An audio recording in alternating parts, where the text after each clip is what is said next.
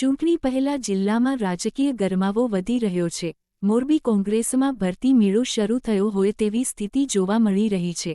ભાજપ સાથે જોડાયેલા અનેક આગેવાનો ફરી કોંગ્રેસમાં ઘર વાપસી કરતા જોવા મળી રહ્યા છે, જેના કારણે રાજકીય ચર્ચાઓ તેજ બની છે।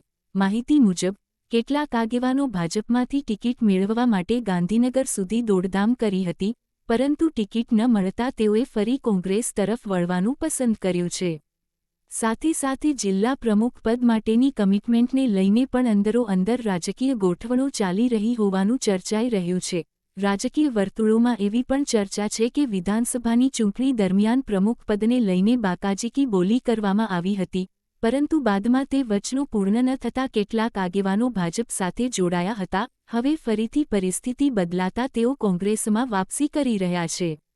સ્થાનિક સ્વરાજની ચૂંટણી બાદ કોંગ્રેસ જિલ્લા પ્રમુખનું હાર્ટએટેકથી અવસાન થતાં સંગઠનમાં ખાલી જગ્યા ઊભી થઈ હતી, જેને ધ્યાનમાં રાખીને કાર્યકારી પ્રમુખની નિમણૂક કરવામાં આવી હતી। આ પરિસ્થિતિએ પણ રાજકીય હલચલોને વેગ આપ્યો છે। આ સમગ્ર ઘટનાક્રમમાં મુકેશ ગામીનું નામ ખાસ ચર્ચામાં છે। તેઓ ક્ષણિક ગુસ્સામાં કોંગ્રેસ છોડીને ભાજપમાં જોડાયા હતા, પરંતુ છેલ્લા 2-3 વર્ષ દરમિયાન ભાજપમાં અસંતોષનો સામનો કર્યા બાદ હવે ફરી કોંગ્રેસમાં ઘર વાપસી કરી છે।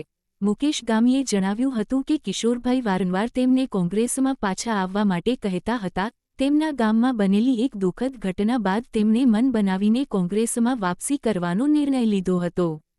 છેલ્લા 2 દિવસથી ચાલી રહેલા હાઈ વોલ્ટેજ રાજકીય ડ્રામા બાદ મુકેશ ગામીએ અમદાવાદ અને ગાંધીનગરમાં ભાજપ અને કોંગ્રેસના આગેવાનો સાથે બેઠક કરી અંતે કોંગ્રેસમાં વાપસી કરી છે। હાલ મોરબીમાં કોંગ્રેસ પોતાની સ્થિતિ મજબૂત બનાવવાના પ્રયાસમાં લાગી હોવાનું સ્પષ્ટ જોવા મળી રહ્યું છે, જ્યારે ભાજપ માટે વોર્ડ નંબર 3ના મહેન્દ્રનગર વિસ્તારમાં આ ઘટના રાજકીય રીતે નુકસાનકારક માનવામાં આવી રહી છે। રિપોર્ટર ધવલ ત્રિવેદી। અમુક ક્ષણ ક્રોધ જે વસ્તુ રહે ને, આપણે કહીએ ને ઘણી ક્ષણનો ક્રોધ નુકસાનકારક હોય, એ આપણને હવે સમજાણું કે ક્રોધ એક વસ્તુ ખરાબ ચીજ છે। તો અત્યારે આવવાનું કારણ કે મારે કિશોરભાઈ અવારનવાર મને એની લાગણી હતી કે તું આવ પાછો આવતો રહે। મહેન્દ્રનગર 2 વાર આવ્યા હતા। જ્યારે લાસ્ટમાં એ એક્સપાયર થયા ત્યારે મહેન્દ્રનગર મારા ઘરની પાછળ જ હતા, એટલે એ શબ્દ મને વહેલા એના યાદમાં રહી ગયા હતા કે મારે હવે આને શ્રદ્ધાંજલિના રૂપે મારે પાછું કોંગ્રેસમાં જવું છે। ટિકિટ મળી ન હોય એ પ્રશ્ન માટે હું આવ્યો હોય તો ઉમેદવારોના નામ ડિક્લેર થાય પછી હું આવ્યો હોત। ટિકિટ મળી ગઈ, કોઈનું મેન્ડેટ હજી કોઈના નામ ફાઇનલ મોરબીમાં આપણે એક પણ વ્યક્તિના ભાજપવાળાએ કર્યા નથી। જો એ જ આશાએ હું આવ્યો હોય તો નામ ડિક્લેર થાય પછી આવે। કોઈ વસ્તુ નહીં, ખાલી એક કાર્યકર તરીકે હું આમાં પાર્ટીમાં જોડાણો હોઉં। આમ તો મારી જૂની કોંગ્રેસ દિલમાં હતી, ગઈ નહોતી, હજી એમનેમ દિલમાં જ હતી કોંગ્રેસ। તો એક આ ક્ષણિક ક્રોધમાં જે મારાથી ભૂલ થઈ ગઈ હતી એ મેં પાછી પુનરાવર્ત સુધારી અને પાછો વાપસ કોંગ્રેસમાં હું આવ્યો છું। પાર્ટી જે આદેશ કરે એ એમ કહે કે તારે 13 વોર્ડમાં મથવાનું, તો 13 એમ કહે કે આ વોર્ડમાં લડવાનું હોય તો એ વોર્ડમાં, ને નથી લડવાનું તોય કોઈ પ્રશ્ન નથી। કોંગ્રેસના પક્ષ માટે મારે કામ કરવાનું હોય અને ઉમેદવારોને વિજય બનાવવાનો। અમારી બહુમતી કોંગ્રેસની સ્થાપના મહાનગરપાલિકામાં સીધી આવે એના માટેના અમારા પ્રયત્નો હશે। આજે અમે 30 કાર્યકર સાથે ભાજપ છોડી અને કોંગ્રેસમાં પદગ્રહણ કર્યું છે।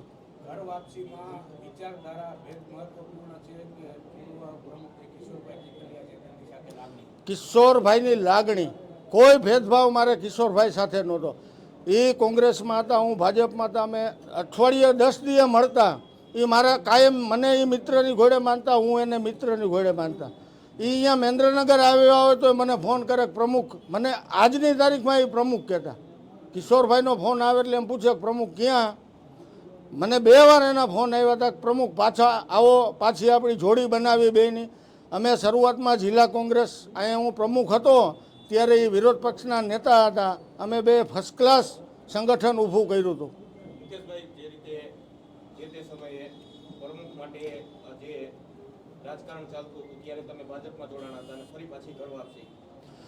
પ્રમુખ માટેની ખેંચતાણ પાર્ટીમાં હોય કે મારે જોઈએ એવું, ત્યારે એ મારો ક્ષણિકનો ગુસ્સો મને પછી સમજાણો કે આ ખોટું થઈ ગયું હતું।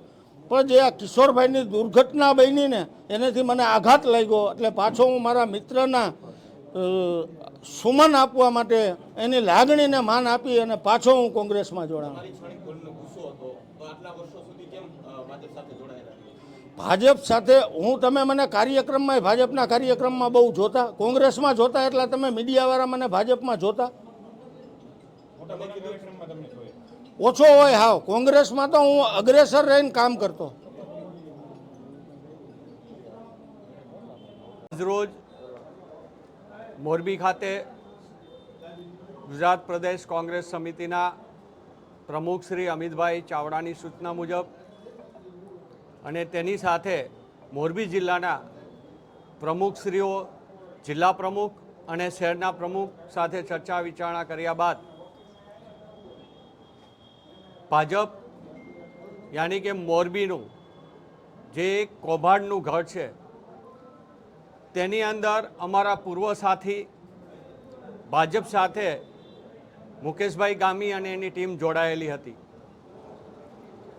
પણ જે ભાજપની વિચારધારા છે અને કોંગ્રેસની વિચારધારા છે બંને અલગ અલગ છે. ભાજપની અંદર પોતાના કાર્યકરને બોલવાની પણ છૂટ નથી, ત્યારે દેશના પ્રશ્ન અને દેશ જે દિશામાં જઈ રહ્યો છે ત્યારે કોઈ પણ પાર્ટીના કોઈ પણ વ્યક્તિ સાચું કહેવા જાય કે પ્રજાનો કોઈ પણ વ્યક્તિ કહેવા જાય ત્યારે ખોટા ગુનાઓમાં દાખલ કરવા અને પોલીસનો ઉપયોગ કરી અને દબાવવાની જે આખા દેશમાં ચાલી રહ્યું છે ત્યારે અમે સમજીએ છીએ કે કોંગ્રેસ પરિવારની અંદર જે વ્યક્તિ ગાંધીના વિચાર સાથે, સરદાર વલ્લભભાઈ પટેલના વિચારધારા સાથે રહ્યો હોય એ કોઈપણ સંજોગોમાં ગોડસેના અને અંગ્રેજોના કહેવાતા એના જાસૂસો જે આ દેશની અંદર હતા એવા આરએસએસની ટીમ સાથે કોઈ દી વિચારધારા એક થઈ ન શકે. ત્યારે આજે મોરબી ખાતે જિલ્લા કોંગ્રેસ કાર્યાલય ખાતે મુકેશભાઈ ગામી અને તેઓના તમામ સાથીઓને હું ગુજરાત પ્રદેશ કોંગ્રેસ વતી આવકારું છું અને કોંગ્રેસની અંદર તેઓને કાર્યકર તરીકે આજે અમે પ્રવેશ આપી રહ્યા છીએ. જી, જ્યારે કોઈ વિચારધારા સાથે કોઈ વ્યક્તિ જોડાતું હોય ત્યારે ટિકિટનું કમિટમેન્ટ કે આ એને સાથે કોઈ લેવા દેવા નથી હોતા. અમારા પુરાણા અને એક વ્યક્તિગત કોંગ્રેસની વિચારધારા સાથે રહેલા વ્યક્તિ હતા. સંજોગવાસ એ ભાજપની અંદર ગયેલા હતા અને મેં જેમ કીધું એમ કે ગાંધી અને સરદાર વલ્લભભાઈની વિચારધારા સાથે તમે હો અને એની સાથે તમે જ્યારે જીવન ગાળ્યું હોય ત્યારે તમે ગોડસેની વિચારધારાના લોકો સાથે કોઈ સંજોગોમાં તમારો મેળ ના પડે.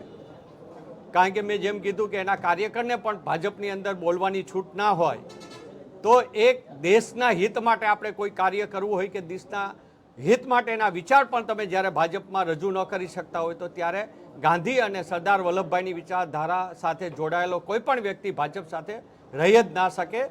અને એ વસ્તુ આજે મુકેશભાઈ ફરીથી કોંગ્રેસની અંદર પ્રવેશ લીધો છે ભાજપને છોડીને, ત્યારે એની ઉપરથી બહુ સાબિત જ થાય કે ગોડસેની વિચારધારા અને કોંગ્રેસમાં ગાંધી અને સરદારની વિચારધારા સાથે ચાલનારા લોકો અલગ અલગ છે.